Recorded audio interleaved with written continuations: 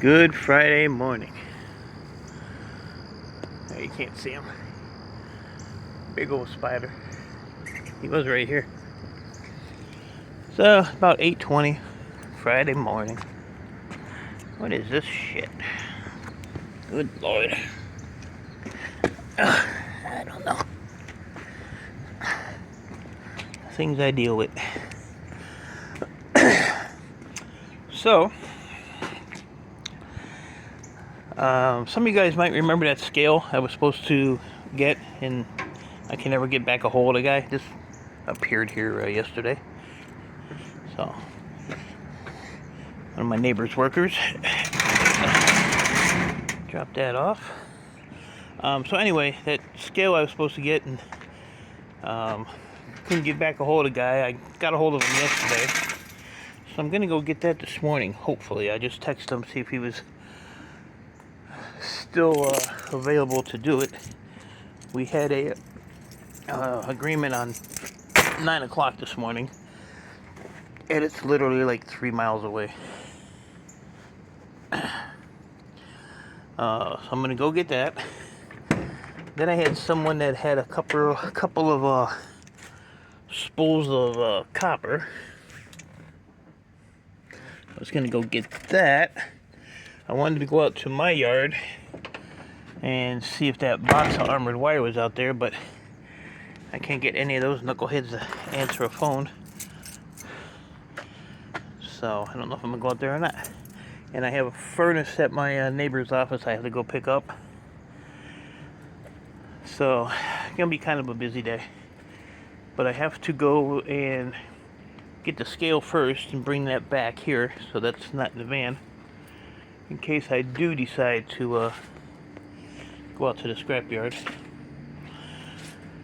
And I gotta come back and do something with all these damn totes and milk crates. So that was all. Boardsort, I actually grabbed a couple extra totes from Boardsort that they had, because I got some that I gotta throw away.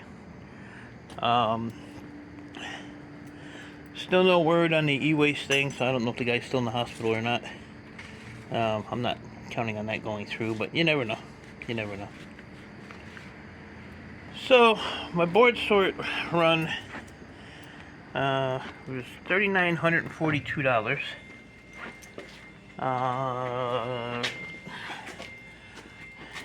Not a bad trip there, but I have to make some decisions.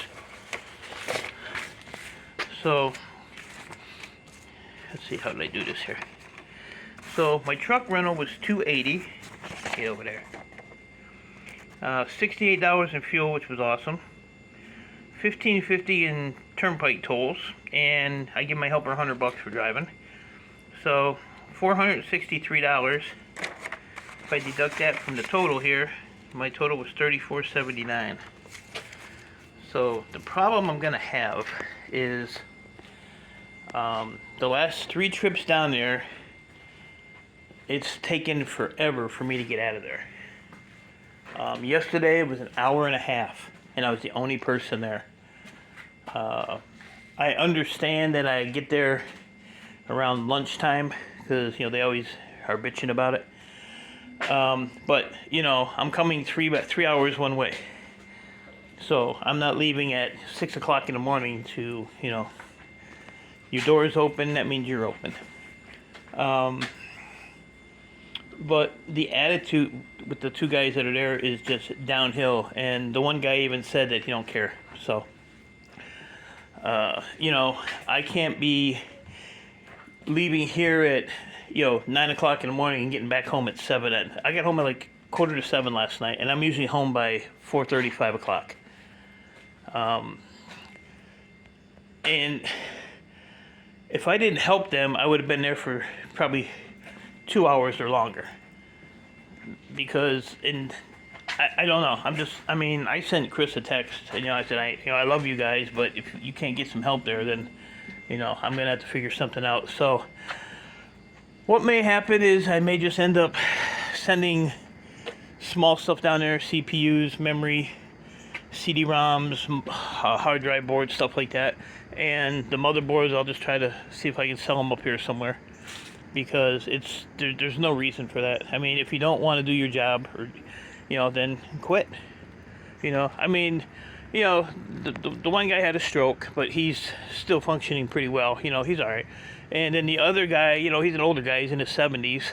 Just had a kidney removed, but I mean, he's been there a while. And what they do is they take a tote, or whatever board you have. Say you have green metal. Like I had like four or five totes of green metal socket. So you put all 3 or 4 totes, whatever you have on the scale. He minuses out the weight of the tote, and then he writes it down. And then, he'll grab a tote and he'll walk it through the warehouse to whatever Gaylord box he got to get done. But when he gets to the Gaylord box, instead of just dumping it in there, he's taking like 2 or 3 at a time and throwing in there. Like he just don't give a shit. So, so then I'm grabbing totes and dumping them in the totes or in the Gaylord boxes for him, so I can just get the hell out of there and speed it up a little bit. And then yesterday I had like 7 totes left, and he sat at his desk and did the CPUs and all that stuff on the other scale, and started adding stuff up on the computer. And I was like, "You still have 7 more here?" "No, I don't." I said, "They're right here." I said, "Rich, this is still my stuff too." So, like I said, the last 3 trips there have been just time consuming, and like I said, they just don't care. So I'm gonna talk to Chris and see if I can just, I mean, I hate to take the motherboards and stuff somewhere else, but it's too time consuming for me. And when I get back here, I'm in Detroit rush hour traffic, so going through downtown Detroit, it's 45 minutes on the freeways. And going down there, I hit a 30-minute pretty much dead stopped delay. So I don't know. Like I said, I love Boardsort. I love the guys down there, but if this is the way it's going to be, then I just have to go somewhere else, unfortunately, with the other bigger boards. I'll just send Chris the the small stuff. And for me to go to where Chris is at, it's an extra hour each way. So now I'm at 4 hours, I'm at 8 hours of drive time. So I don't know, I have to figure it out, but not happy the last few trips down there, unfortunately. Oh, he came back down. Look at him. Look at him. Where you going, dude? I'm not gonna bother you. I love you. Come back. Oh well. So that's my story. I'm sticking to it. So I'm going to. I was thinking yesterday. I think I'm gonna deal more with the copper than electronics. Don't get me wrong. I'm still gonna take electronics, but we'll just have to, like I said, figure something out. But I gotta check with Shark Scrapper. Well, he watches these videos, leaves his stupid comments. But I'm gonna do the reserve like he does, but I want to do a little bit more than 10%. So because I can get motors anytime. So what I'm thinking is for the number 2, I gotta see if he does like a percentage of all his wire, 2, 1, and bright wire, or if he just does it for number 2 and he stores his bright wire in number 1. And he can't open this damn door when it's locked. So I have to see how he does that. Like I said, I can get number 2 all the time, so that ain't no big deal. But this barrel here is almost 200 pounds. So even if I took 50% of this and put it in a reserve barrel and still had the 100 pounds, to go and just sell.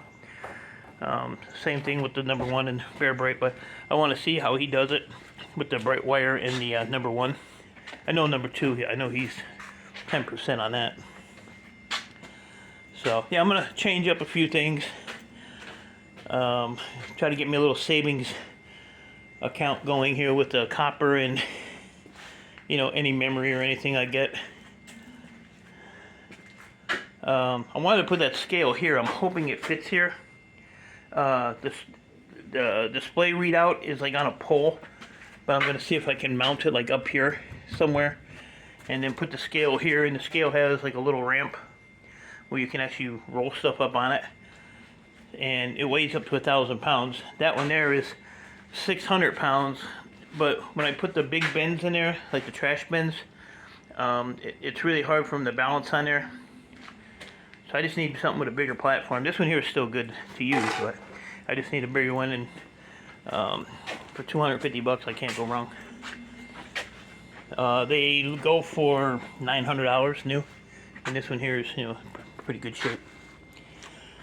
So, alright guys, so that's what I did yesterday, and that's my little rant. But they did say they hired a guy and he never showed up, so I don't know. If I lived closer down there, I'd be down there helping them, or get a job there and help them out. So, appreciate y'all. Stay safe. Keep doing what you're doing. If I get anything good in my pickups, I'll do an update video for you. So, take care, guys.